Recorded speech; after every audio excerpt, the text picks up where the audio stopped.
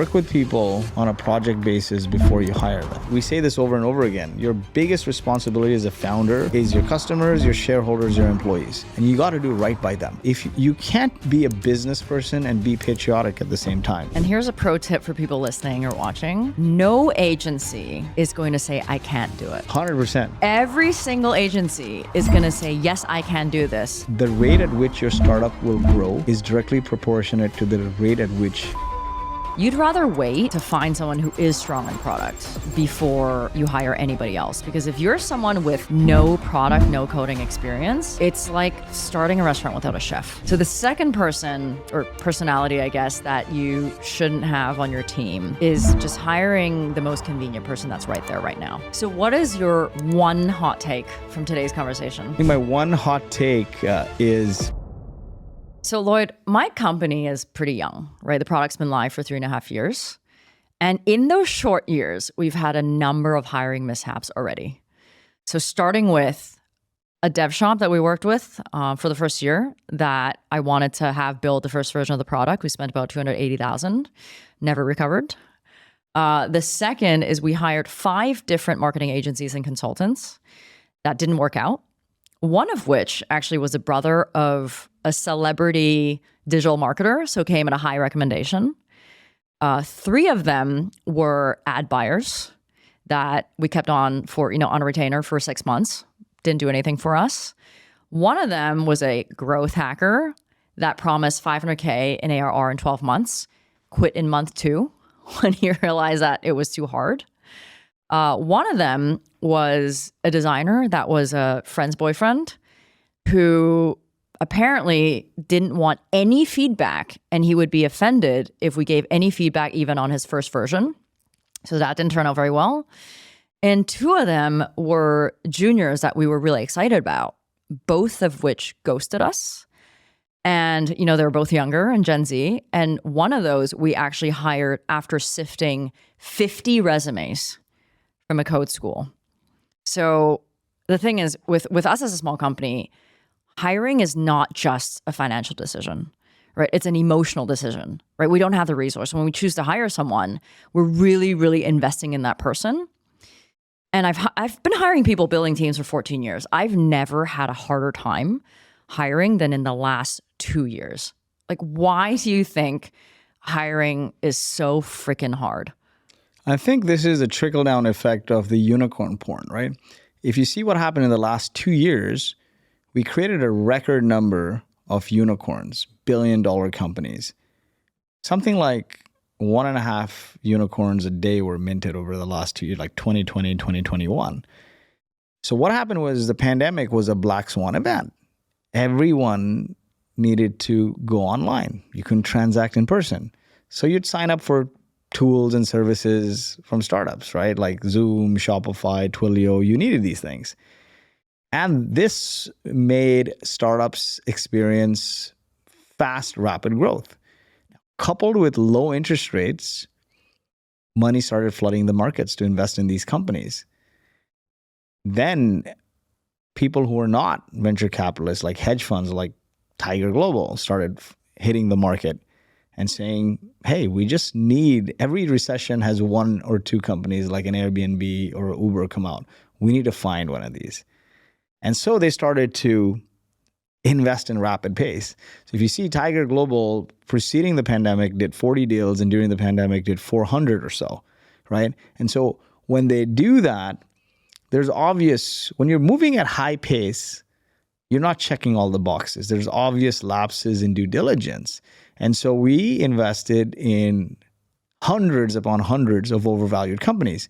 But now these companies flush with cash who got a forward 12-month valuation of a unicorn or more, maybe 1 billion, or decacorn became a term.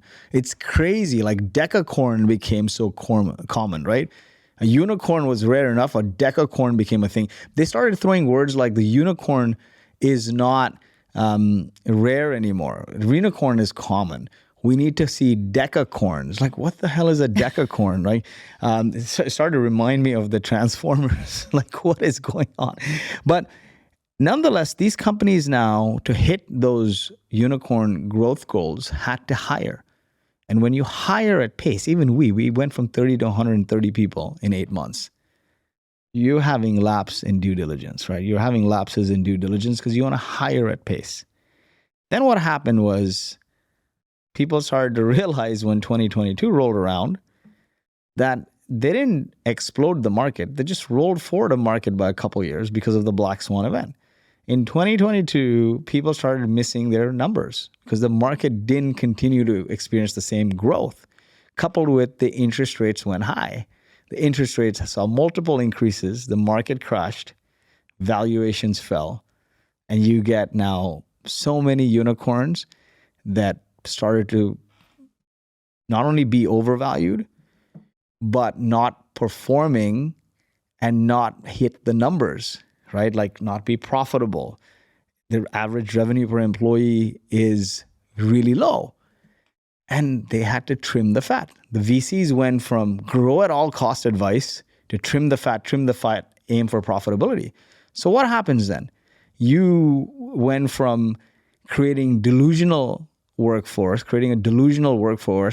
overpaying them. That workforce has now adjusted to their new reality, more money. What happens when a person gets more money? They may go and get a mortgage, they may get a car, they may put their kids in a better school. But now you're laying off this workforce. And now trimming the fat, you've flooded the market with a bunch of mediocre employees who think they're worth more. And this creates a crazy dynamic, right? This is all a function of the unicorn porn crashing. I mean, this is the pain that we feel, right? As a small company, as a big company, who cares, right? You got recruiters, you got money, you have HR, you're constantly hiring people. People want to work for you. But as a small company, you're in an industry where people are always like almost looking for the next best thing, right? What are the benefits? Do I get equity? What are the options? You haven't even got on board yet. And that's a reality that we live in. And not only, as we have talked about before, is like the US wages were already out of whack, right? But it's not just the US anymore because the world is flat. So all these US companies are also outsourcing to the firms I work with. So in the last couple of years, we've seen it normalize a little bit now, but 2 years ago, like we were fired by our agency because we only had one dev when all these other companies went to them, wanted 10. So then they wanted to move up market. They didn't want to work with the startup that has one dev, right? And so it's changed the market for us. But I think it's created exactly what you're saying is like people want to go back to where they were before, right? So, and now we can't afford them anymore. And then if they do work with us, they feel like they're taking a concession and then maybe something else better comes along and then we lose them. I'm taking a pay cut. Well, what is your history of getting that pay to begin with, right? Like if you did it for 1-2 years. And here's the thing, the more and more people I talk to that have been laid off or like, coming off this pandemic fueled boom and bust, they want to get the same pay but not do as much work. We all right? do. I do. Yeah. And the other thing is, us when we were hiring at pace, I can point out 2 specific incidents where we were paying market, if not better than market, and we still lost to companies that had raised more money, of course, in different industries, and grossly overpaid. We lost a Brazilian developer to another company for $350,000 salary, and this person had like 4 or 5 years of work experience. We lost a Canadian developer to a US company that had raised, I think, a couple $100 million for $400,000. What are you teaching the market? Because you're in a hurry and you don't want to do the due diligence, so you just overpay and be like, let's just get the job done. I mean, the other problem is like like when the job market was abundant, it created this idea that if I change my job, I can get a promotion. If I get hired somewhere else, I can get paid more. Which is true, actually. Like, a lot of people say, and I've experienced this through friends, is every time you change a job, your pay goes a little higher. So people then don't join for the passion, but they basically look at it as a video game. I'll stick around here for a few months, get some skills, and then I'll trade up and trade up and trade up. And eventually I might land at something that I really love. But the whole longevity doesn't exist anymore. Now, there's pros and cons of this, right? Because a lot of people care about their lifestyle and experience, and if they're not getting it at a company, they don't want to stay, they want to cut their losses. Unlike our parents were like, work at the same company till you're 65 and then retire. But there is a common ground here. If you haven't been at bats at one place long enough to generate results, then it just tells me that you're not serious and you're not going to do it for my company either. Yeah, I mean, I don't know how else to solve this, but it's because of all that we needed to look in other countries, right? Like in other countries where we can afford to pay market rate or higher, where people value their jobs. They're not looking to bounce from startup to startup because maybe the job market in their local market is not as vibrant as in the US, Canada, or Europe. Like we were forced to do that, but I actually love it because we actually end up attracting team members that value where they are and we're not afraid to lose them. There's another dynamic at play here, right? The education system in the US and Canada has shifted from meritocracy and grading to everyone's level playing field, no grades, we're all the same kind of thing. And it's created this dynamic where, they just said that 25% of the Gen Zs take either one of their parents inside an interview. 80+% ghost the interview or like don't show up on the first day of the job. This is the dynamic we're creating. But there are other countries like Asia and Middle East and India where people are still surviving on the ethics of meritocracy. And so what happens? These companies will just start hiring there. Ultimately, we say this over and over again, your biggest responsibility as a founder is your customers, your shareholders, your employees, and you got to do right by them. If you can't be a business person and be patriotic at the same time.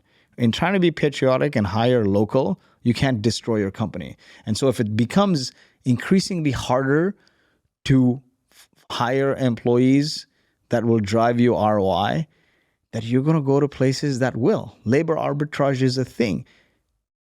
Generative AI is a thing. Low code, no code is a thing. Leverage that to help you grow faster for the best ROI. I mean, this ghosting thing just really gets to me, right? Like, where is the resilience or where's the accountability, right? Like, I could never have imagined in my 20s not showing up for an interview, right? Like, or like not showing up after I get the job, right? And we had 2 people ghost our company. And I'm sorry to say, like, they were Gen Z.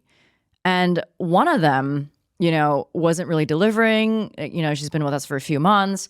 My CEO didn't want to make her feel bad. And we thought about it for like 2 months before we even said, maybe we wanted to tell her like, hey, like maybe we're expecting a little bit more from you. I kid you not, he started that conversation for like 2 minutes. He told me this afterwards. He started that conversation for 2 minutes. And then she was like, I'm sorry, I'm not in the mind space to have this conversation right now, and just hung up. So now I'm like, well, what do I get? Like, what do I do as a company? Right. Like, and I just don't understand this new generation is where is the resilience and accountability to just work hard and appreciate where you are? As much as I hate overgeneralizing, this keeps happening. And the devil's advocate in me says, this is what the previous generation said about our generation. It's just happening a lot more, right? We normalize taking it easy.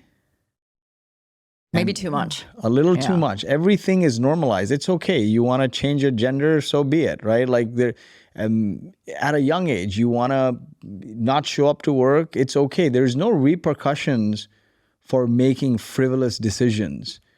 And that's fine, right? As a country, as a generation, as a society, that's fine.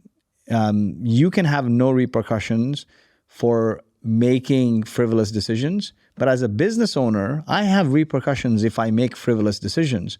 So I am going to go and find the people for my business that understand and appreciate risk and appreciate the job and have the hunger and have the drive and want to show up and don't make frivolous decisions. Yeah, I mean, I think we can rant all day about this, but I do think we're getting a bit off track because what I really want to talk about is like the people you shouldn't have on your team. So the first one I want to bring up again was the first scenario where I hired a dev shop to build the first version of our product, and didn't end that relationship until like 12 months later. But I kind of knew that it wasn't working out. And it was, the thing is, I don't know code. I don't know product. And I was so sick of trying to manage engineers for 10 years that I came into this company thinking I didn't need a co-founder. That's how little I knew about product. I wanted to start a tech company with no co-founder. And I wanted to offload all this stuff so I could focus on the business. And while I don't know how to code, I know good software from bad software because bad software doesn't work and good software works. And it wasn't until I brought David in a year later to help advise, within 2 weeks the product started working, that I knew that he needed to be my co-founder and I needed to end that relationship with that dev shop. So now when people are like, oh, I don't have a co-founder or I don't have a tech person, should I hire this team in India or a dev shop? I'm like, please don't do that. Like, don't make the same mistake I did unless you have a very strong person on your side that's in product thinking about this as much as you. You know, one of the key learnings is when you're one founder or two co-founders, it's important to have all the skills, if not try to learn all the skills you need to, even if it's on the fly. A lot of it is on the fly to move the business forward, right? You need to talk to customers and try to convince them to buy your product because you'll nail your messaging and the ideal customer profile and you'll get the feedback on what to build. The same way, I think one of the most underrated but required skills for one of the founders to have is product management skills. And what that means is talking to customers, distilling their feedback into dev requirements in the shape of user experience.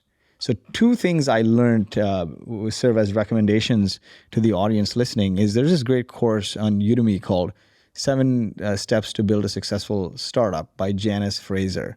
And what it is a UX course. I took that. I took a UX course at UCLA online and I read the book Getting Real. Those 3 things early, like 10 years ago, helped me. Like, I can't describe how much they helped me because then there's no scope creep. You're speaking with the devs in the conversation that they can understand rather than saying, make this clickable and put this there. And they don't understand, right? Devs ultimately code up something. They make something move. You have to define that box for them or else they'll start coloring all over. It's like if you tell children to color, they'll color all over. You have to give them a box and say, color within it. And I feel like that's how you need to communicate with developers. And my advice to founders is the rate at which your startup will grow is directly proportionate to the rate at which you can learn. So learn these things. But it's not just about the UX, right? I think more than that, and the situation we were in was I just didn't know how to critique the code. Like, I didn't know what was being built. And yeah, if every dev shop was like a CTO, like your own CTO, that would be amazing. But they're not, right? Like, not all software is built the same. And then, right? you hire cheap and then you get what you pay for. Yeah, and that's the worst. And the thing is, we didn't hire cheap. We hired from a fairly like well-priced firm in Canada because I wanted a good product, right? And so what ended up happening was because I didn't have someone critiquing the code, people were just building it however they wanted, but I didn't really know. That's why things didn't work, right? It's spaghetti code. But how do you know that, right? And so every dev shop will say, yeah, we're going to do it. This is not that hard for us. We've done it before. But a lot of times the incentives are misaligned, right? Because dev shops are paid on project. Ours was paid by milestones. There were like 4 or 5 milestones. So they wanted to hit the milestone, and the milestone doesn't include quality, right? The milestone includes it working up to that point, whatever the defined milestone is. So I had to learn that, right? And I didn't know that until someone else came in because it was taking too long. I can't keep burning my time and this money and not have a product to sell because I am bootstrap. I was funding this with my own money. 100%. And that's the thing. I think having the product and the UX knowledge helps you convey what to build concisely so they don't color outside the box. How they build it, you don't know, right? And this is why I'm a big fan of low-code solutions. I think at Boast, we sold the first several $100,000, even I think $1 million, and we were doing Wizard of Oz. Behind the scenes, we were doing it manually.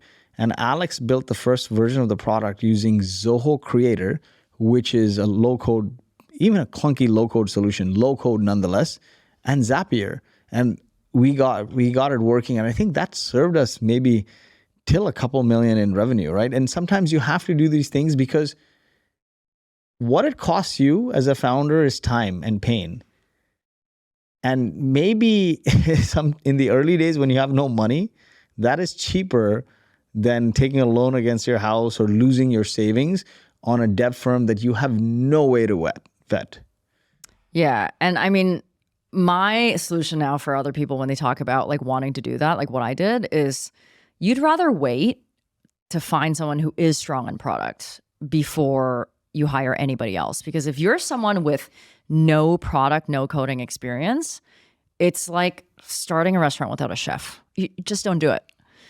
So the second person or personality, I guess, that you shouldn't have on your team is just hiring the most convenient person that's right there right now. And I think a lot of startups and particularly bootstrap startups do that. And for us, it was our friend's boyfriend who was a designer because we wanted to do this product hunt launch. And then we wanted, fake product shots in the first 5 slides. And it was just a person that was there. And we didn't interview at all, right? And it just turned out to be not just a bad experience in terms of a working relationship, but I don't talk to that friend anymore. Fortunately, we're in a world where there's so many marketplaces for contractors like that. Today, you can go on Dribbble and you can go on Odesk and Elance and Fiverr.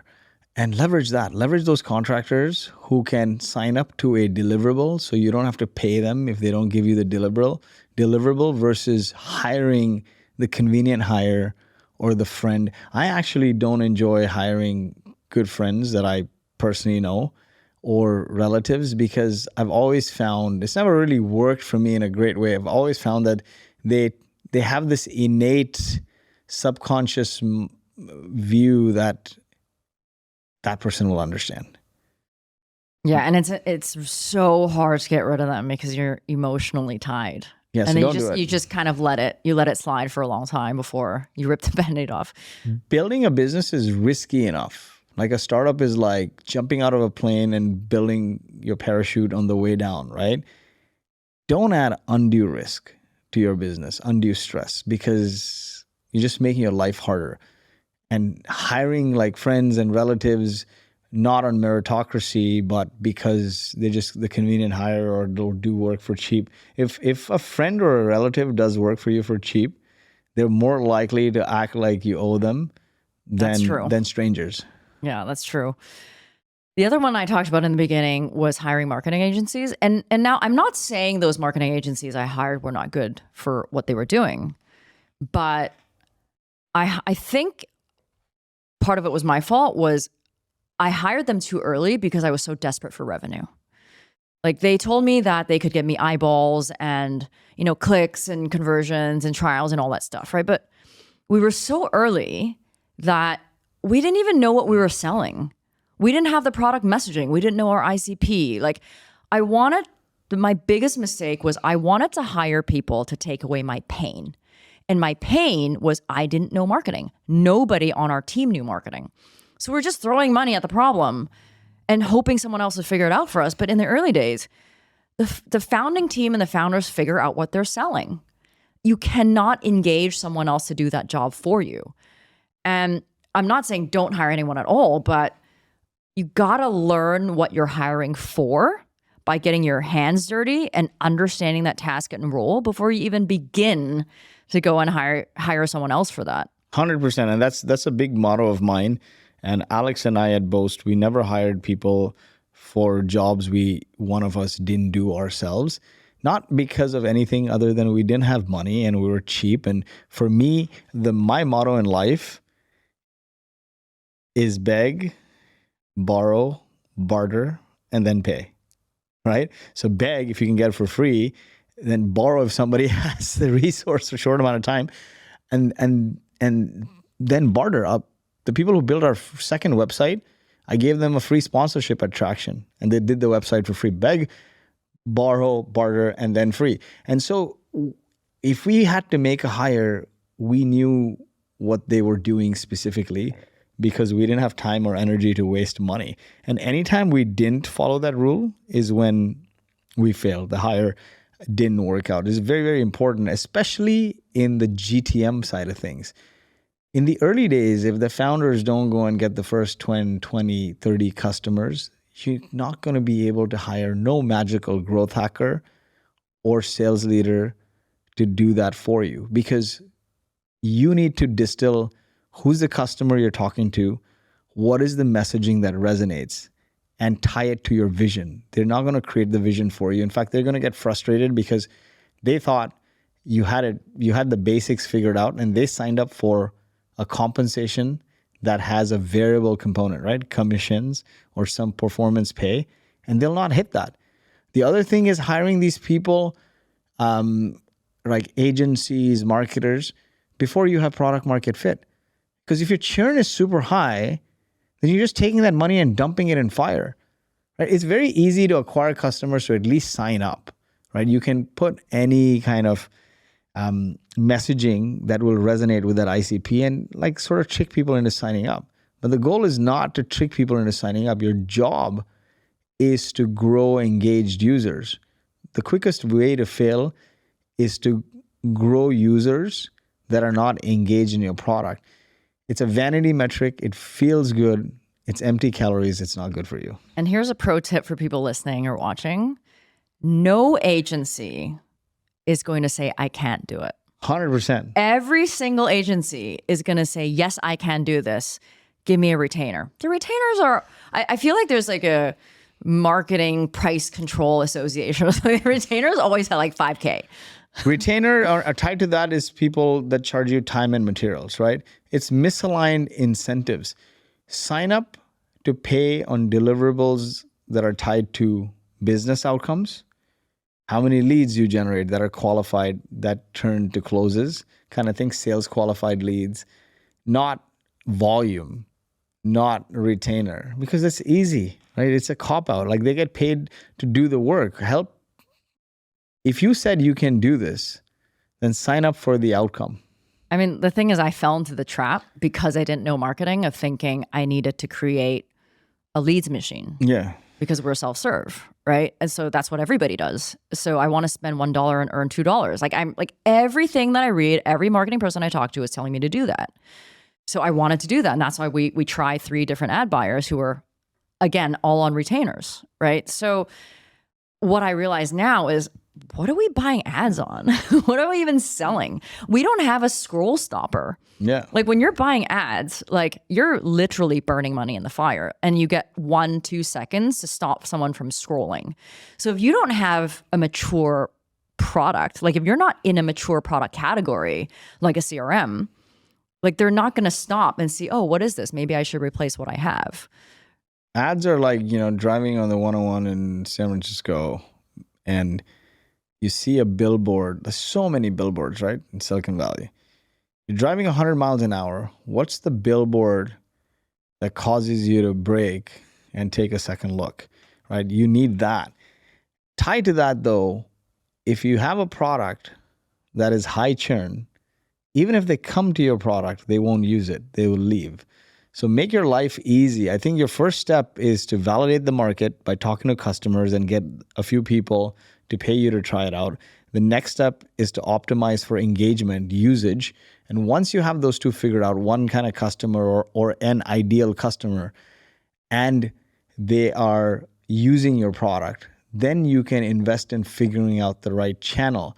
Until then, you can brood it through referrals and emails and people that you know and forums, etc.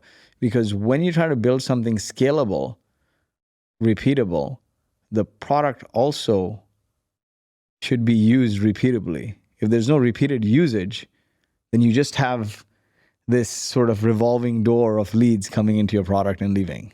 I mean, I think in terms of marketing, right, especially with founders like me that don't know anything about marketing, is just try to get to know what each facet of marketing is for, right? Your SEO, your ad buying, your content generation, your personal branding. Like, you maybe one day can hire people to do those things for you, but if you don't have a baseline for what you're hiring for, you can't tell someone what to do, nor would that person you hire respect what you say, right? And that's why we stopped. Like, we were throwing in so much money at marketing that we thought, you know what, let's just own this. Let's own it first. And now that, now we have a kind of an idea of what we're doing, now we're looking at people to help take things off our plate after doing it all ourselves. Do it yourself. When you know what good looks like and you create the playbook, then hire the person to fill that. Because it's very rare that somebody will create the playbook for you when you have none of it figured out, right? It's very, very rare that somebody can come and figure out the vision and figure out the customer base and how does it tie and then deliver the outcome. It's very hard. Like with developers, everyone says, oh, I need a developer, get me a developer. But there's front end, there's back end, there's DevOps. There are all these things, right? And the same thing with marketers. A marketer is not a marketer is not a marketer. There's 3 or 4 kinds of marketers that are relevant to a startup or any company, right, in the early stages. One is a brand marketer, and the job of a brand marketer is to grow your brand and your visual identity and your presence, like your PR and so on. You don't need that in the early days, right? In the early days, what you need is just some leads to turn them into customers. That's demand gen. Or if you're a predominantly self-serve product where people can easily try, buy, and cancel like an e-webinar, then you probably need a growth marketer where they touch not just the sign up, but the whole funnel, right? Get people to sign up, get people to onboard and activate, get them to retain, and then refer other customers, right? The whole gamut of it. And so that growth marketer also needs to have some product marketing chops, because tied to it is how they message, like through emails and in product messaging. But if you just hire a product marketer in the early days, then they won't have the growth chops, right? So I think you got to hire basically, if you're a B2B SaaS that's predominantly sold through sales-led, hire a demand gen person who can generate sales qualified leads for your sales team. And or maybe you have 2 AEs in the early days and there's no sales team, or maybe it's you as a founder selling, hire a demand gen person. And if you're a self-serve PLG style product, hire a growth marketer who can touch the whole funnel from sign up to referral. The most expensive mistake I ever made on a hire was hiring someone that had only worked in a medium and large size company, and too early. Like, that role was too early for our companies. It was like a 2-problem situation. When we brought this person on board, this person was the highest paid person on our team, more than our CTO, more than our CEO, because it was someone we really, really wanted to recruit because he had been very successful in his role, a very specialized role in bigger companies. And I naively thought that those skills were transferable.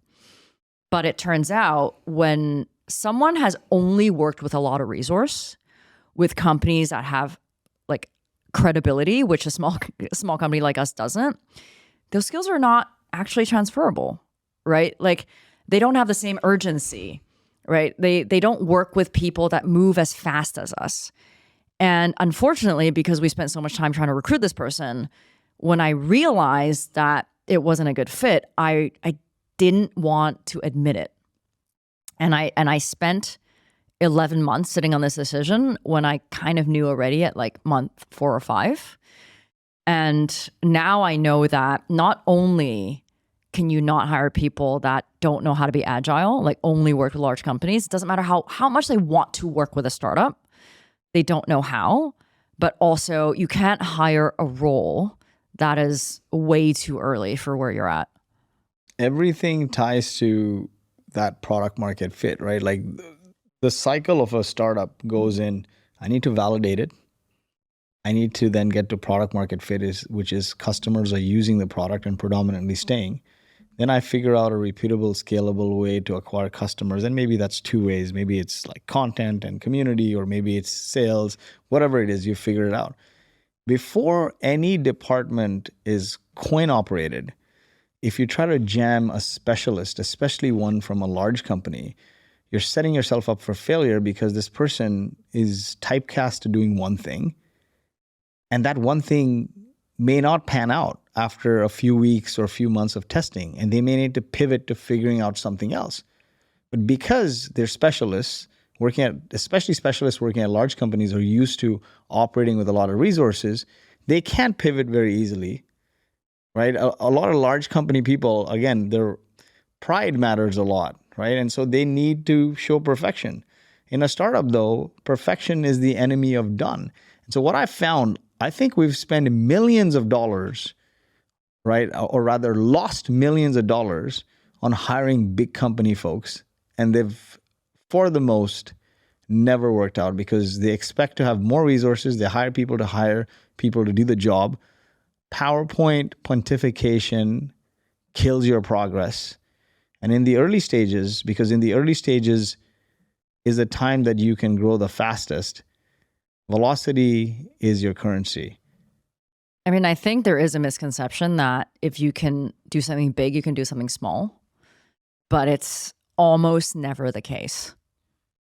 It's like we said about advice, right? Don't take advice from people who haven't been on the journey from where you are to where you want to go.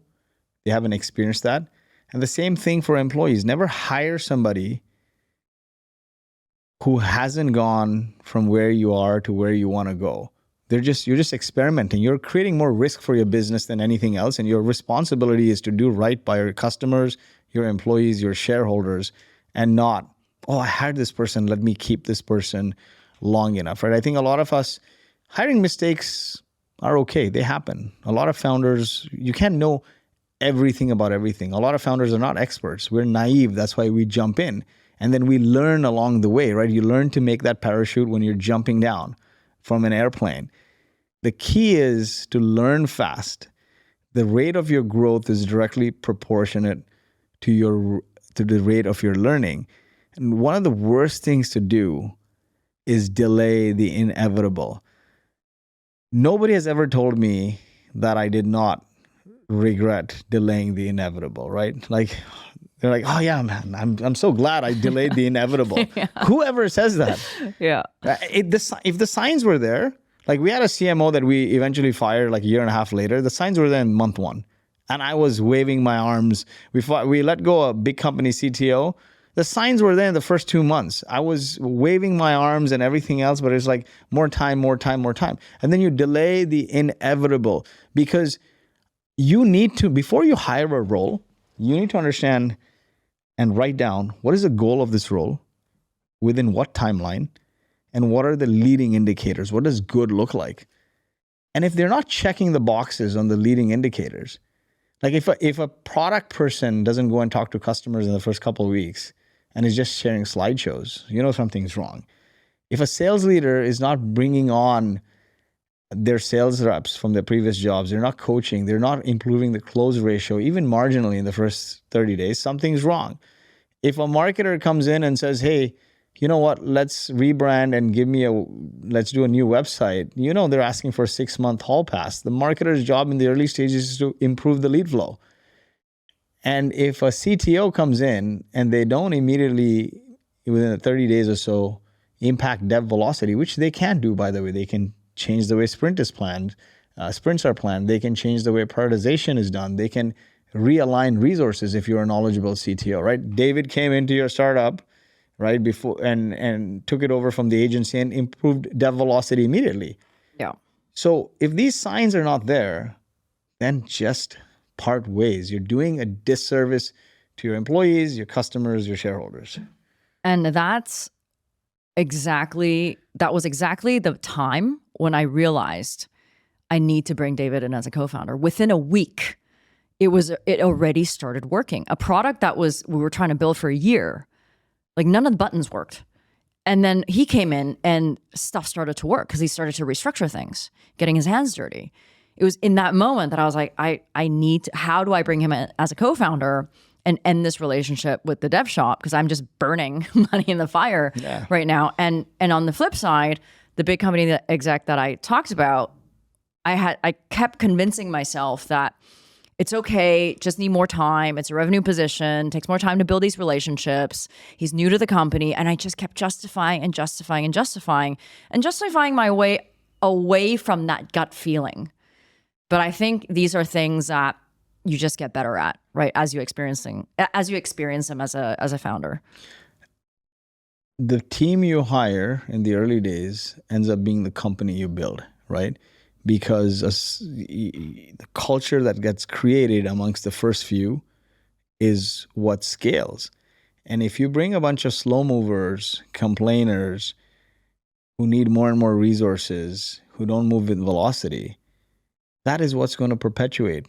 And then eventually you'll just have a bloated startup that has no other destiny than exploding, right? Then not exploding in a good way, but like failing. So what do you think is the solution here? How can people avoid these mistakes and hire great people? I think one of the key things that I now employ is work with people on a project basis before you hire them. Because think about it. Negotiation takes a long time. Salary, stock options, add to that onboarding costs, offboarding costs, benefits, and like the honeymoon phase. Hire contractors or people on a project basis to work for a specific deliverable on a tight timeline. Basically consult for you. I need to deliver this by this date. Let's do it. And see how you guys work together. It's like try before you buy, but the best way to get to know somebody is to work with them to deliver a tangible outcome on a tight timeline. Yeah. I mean, I think for me, it's firing fast, right? And I know that those two words have such negative, like they carry such negative connotation. Like I once wrote a viral post on LinkedIn about firing fast, and it got so much hate because it was people like coming in saying, "Oh, you're so ruthless. You don't give people chances. How can you promote this?" And it actually made me look inwards, like, "Oh, why?" Like I didn't even realize that it would make people have such a strong reaction. But what I realized was firing fast, it doesn't mean not giving chances. It doesn't mean like, firing someone, asking them to leave tomorrow, right? It doesn't mean that we didn't try our best. But what it does mean as a founder is learning to have hard conversations with someone as soon as you know it's not going to work out after you've given them enough chances. And that's a hard thing to do because so much emotion is involved, right? It's not like we can't all hire George Clooney to like fire people for us. Yeah. I mean, I wish we could, right? But like learning how to have those hard conversations, because it's like dating, right? Like if this relationship's not going to work out, I'm not doing you a favor by staying with you, right? I should cut you loose so you can find someone that is a better fit for you. And it works in companies too. When I need to fire someone, it's not always because they can't deliver, right? It's because they can't deliver for my stage of a startup, or maybe my type of a startup, right? Or maybe we don't jive, right? Or maybe there's something about the vibe that doesn't work with a team. So they need to go and find something that does fit them, because it cannot feel good to be at a company where you're not successful, where you're just beating a dead horse, right? Like just let them go. And also on the other side, like if you're an employee and you're listening to this, like don't do that shit like quiet quitting and look for another, like be honest about this position not working out for you, because just know that when someone's giving you a chance, it's like you're taking something away from them. And if you're not giving it your best, you're not doing them a favor by trying to stay on board and be 50% of what you can actually be.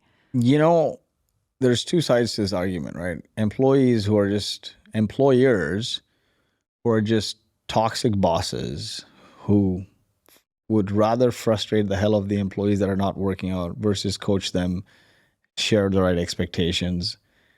They deserve to have employees who then just quiet quit and drag things along. There's two sides of the equation, right? I think the best way to optimize for this is do your diligence on how you hire. I think that is key. Hire for trajectory, not for tenure. Number one, hire more generalists because you need people to pivot fast and flex in multiple directions. Do those extra interviews. You want people who are in love with what you're doing. They have the passion for what you're doing versus people who are just doing it to collect a paycheck and go. It's hard. Doing a startup is hard, right? And the last thing you need is somebody who's just passive about it. You need them to be passionate about it. You need them to be pirates, right? Like things change. There's risks. They need to be pirates. They need to be able to poke fingers and stick elbows and get things done. That means if you have to call somebody and hustle to make it happen or find a connection, you make it happen. I'll give you an example.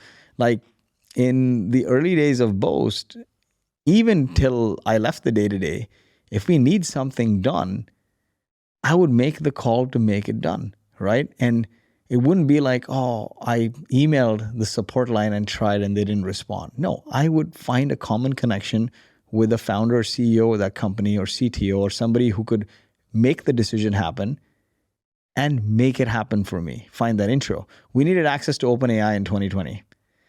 I had a friend who had the same angel investor, and as them, and I leveraged that to get an intro there and then get us an in, right? The answer, if employees know they need to deliver an outcome on a tight timeline, and one of the leading indicators is they need to get an answer from someone, and you see the status of it is they reached out and they didn't get any answer, then that's not good enough. What did you do to reduce the timeline of that response? How many times did you follow up? Did you go around? Did you go above? Did you find the right connection there? Like my kids, I'll give you a very similar example. I wanted to move to Dubai desperately. And my wife one day said, let's just figure out Dubai. And when your partner says, figure this out, that means they're thinking about it, but they're not serious. You grew up in the US. And I had to come to Dubai for a week and figure out two things: get my residency and get the kids in school. If I pontificated and didn't come back with that, she'd have probably changed her mind. In 7 days, I made every possible call and pulled every string to, one, find a connection to get the kids not on the wait list, but a school admission, and get my residency visa. And by the end of the week, I did. I flew back with that, and my wife had no option but to say, yes, I told you, and I committed, right? You need to have this make it happen attitude like your life depends on it, because it does in the early days. Yeah. So what is your one hot take from today's conversation? I think my one hot take is always hire doers. Hire people who can get stuff done. How do you find out if they can get stuff done? It's not what they did in their 9 to 5. I don't care what you studied in school. I care about what you did between 5 to 9, right? And you may have been a creator and grew a following on TikTok, but that tells me you did something, because creating content is so hard. Or you may pursued an art project and saw it through and won a competition. I care more about the way I find out about a person's trajectory is the speed at which they take action in the 5 to 9 to get stuff done. Maybe it's a volunteer project you help raise money for in a short amount of time. That tells me about your trajectory. And I care more about people who have accolades in the 5 to 9 than their 9 to 5. I mean, my hot take is, I really like what you said about being responsible to your team, your customers, your co-founder, and investors if you have them, is you need to think about hiring as a fiscally responsible decision. 100%. Like, is it fiscally responsible for me to keep this person or not? And your gut is probably right. And if you frame it that way, Melissa, like, is it a fiscally responsible decision? this was the goal, this was the timeline, this was the leading indicators, and we didn't check the leading indicators, so we know the goal is not going to be met within the timeline, and we have to meet that timeline. And if we don't rectify the bad decision we made X days before hitting that timeline, we have no way of hitting that timeline. So I need to make a change. So if you treat it like project management in many ways and say, I need to do right by my founders, my co-founders, my customers, my employees, my shareholders, if you have them, I think it becomes a calm, non-emotional decision. Business is not meant to be emotional, right? And that's it for today's episode.